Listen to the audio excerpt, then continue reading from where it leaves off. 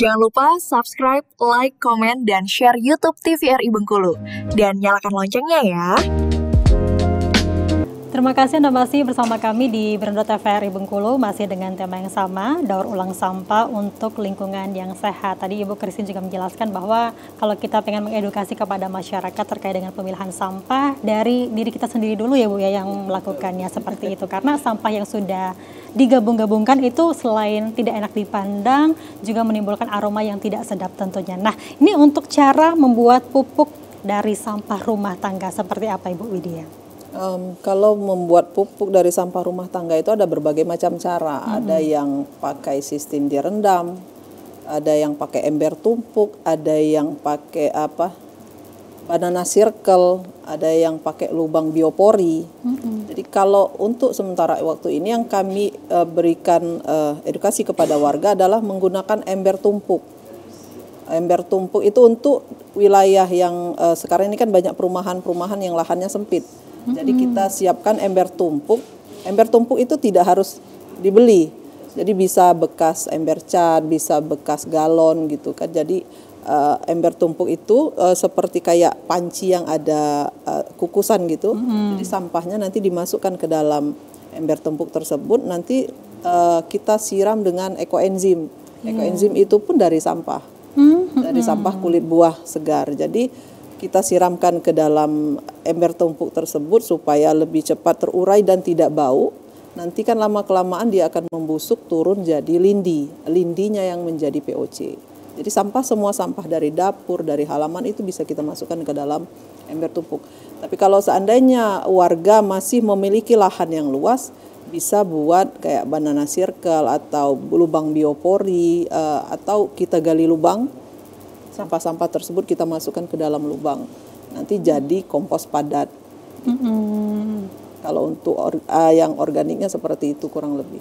Baik, berarti sebenarnya dalam skala rumahan pun kita bisa membuat pupuk sendiri ya Ibu ya. Tapi ada juga masyarakat yang memang langsung buang sampah organiknya ke pot-pot gitu ya. Tapi efektifnya seperti apa? Dibuat terlebih dahulu pupuk atau langsung dibuang ke tanaman dalam bentuk organik tadi ya, entahkah itu sampah buah-buahan, sayur-sayuran seperti itu. Mungkin kalau langsung ke pot itu cara yang praktis gitu, cara yang praktis. Cuman kadang-kadang masalahnya itu kalau tidak ada ternak ayam. Kalau seandainya ada ayam, udah diacak-acak gak jadi. Iya.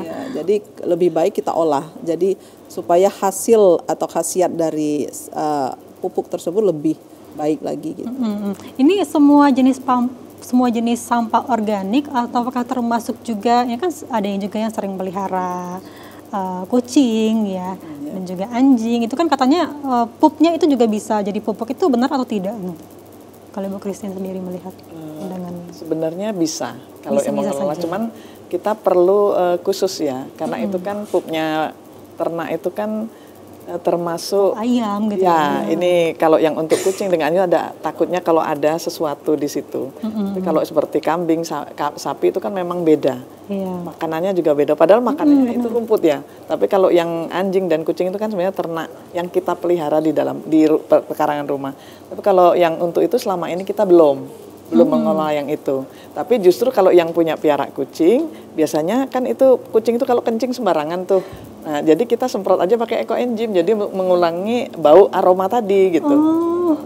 Jadi aroma dari kucing, dari apa saja yang di sekitar kita. Makanya tadi kalau yang tanaman memang sampah yang kita langsung taruh di pot-pot itu tadi, itu sebenarnya ya dibilang praktis, tetapi untuk lingkungan kurang bagus. Kenapa? Karena nanti aroma akan keluar dari situ kan. Kalau kita taruh di pot-pot saja, mungkin ada kulit pisang, ada nggak mungkin kan gulai basi kita tuang di pot gitu kan. Jadi itu yang lebih praktis sebenarnya yang ember tumpuk tadi. Jadi kalau ember tumpuk itu kan kita sudah masuk di situ, kita tutup, kita siram dengan ekoenzim, kita tutup. Nah itu yang lebih kesehatan terjaga. Kemudian aroma buat kita juga yang di rumah juga kan, orang lewat juga nggak ada yang nggak kebauan lah gitu ya dengan adanya bikin sistem ember tumpuk itu tadi. Nggak punya ember, kita menggunakan galon juga bisa gitu. Jadi kita menggunakan galon-galon yang kita potong, kemudian kita balik, itu kita buat, kita bikin keran di bawahnya, itu kan sudah ada tutup, udah bisa untuk ini, kita bikin saringan kecil aja. Banyak sih hal yang bisa kita sampaikan untuk masalah pengelolaan organik ini tadi sebenarnya. Kalau untuk yang langsung ke pot-pot tadi itu tadi aroma nanti yang akan timbul kita sendiri yang akan mencium aroma itu. Belum lagi kata Ibu Widya tadi ya kalau melihara ayam gitu kan akhirnya pasti udah langsung itu udah berserakan lagi kita udah selesai membereskan ternyata dia berserakan lagi kan itu. Kalau kayak ada perut ikan atau ayam gitu kan, khususnya kucing yang datang malah. Mengundang kucing malah ya. Betul. Ini nanti pupuknya bisa digunakan di segala jenis tanaman, Bu. Bunga, buah bisa semua ya. Dari bunga, dari tanaman keras, kemudian tanaman buah yang ada di pekarangan kita bisa semua untuk diedukasikan. Karena pupuk organik itu kan alami ya, alami dan itu tidak ada kimianya. Itu akan lebih bagus untuk ke tanaman-tanaman yang ada di pekarangan kita. Baik, ini kan sejauh ini ada 143 nasabah ya dari Bank Sampah. Apakah nantinya ketika ada penambahan nasabah dengan 18 anggota tadi masih terkelola dengan baik, masih mumpuni? Insya Allah masih. Insya Allah masih ya. Berarti juga membuka peluang masyarakat ya jika ingin. Dari manapun nasabah kita bukan hanya di lingkungan Surabaya, ada yang dari Bumi Ayu, ada yang dari Tebeng, ada yang dari Sebakul itu apa? Tabalagan. Ada yang dari Tabalagan. Gitu. Karena kita iklan bank sampah itu di media sosial. Jadi mereka karena baca. Banyak teman, jadi banyak orang yang melirik, oh di situ ada bank sampah gitu. Jadi telepon, Bu, boleh nggak kami nabung? Syarat jadi nasabahnya apa sih? Iya.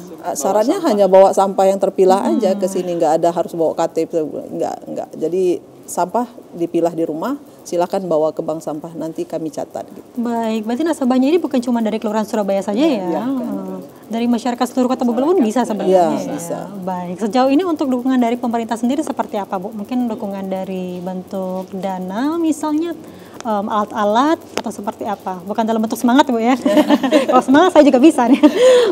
Apa bentuk dukungannya dari pemerintah? Kalau bentuk dukungannya yang pertama tadi dari BKSDA. Dari BKSDA memberikan bantuan kita dana hibah awalnya untuk KTH Pandakite, kelompok tani hutan. Kemudian dari dana tersebut kita ambil sedikit untuk membuat gudang bank sampah tadi.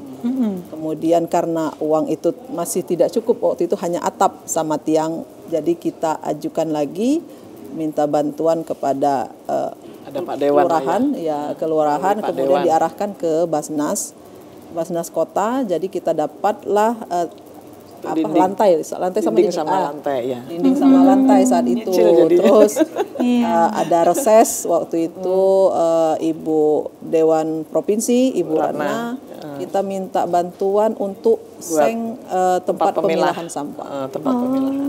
Ya. Jadi tebar pesona gitanya sama ini bapak-bapak dan ibu-ibu yang punya biar lokasinya juga terlihat ya Bu ya, dan juga menarik masyarakat juga. Ada baiknya kalau pemerintah pun mendukung kita gitu. Baik, kita akan bahas lagi setelah jeda pariwara berikut ini. Kami tetap bersama Anda tentunya di Beranda TVRI Bengkulu dengan tema daur ulang sampah untuk lingkungan yang sehat. Kami segera kembali bersama Anda.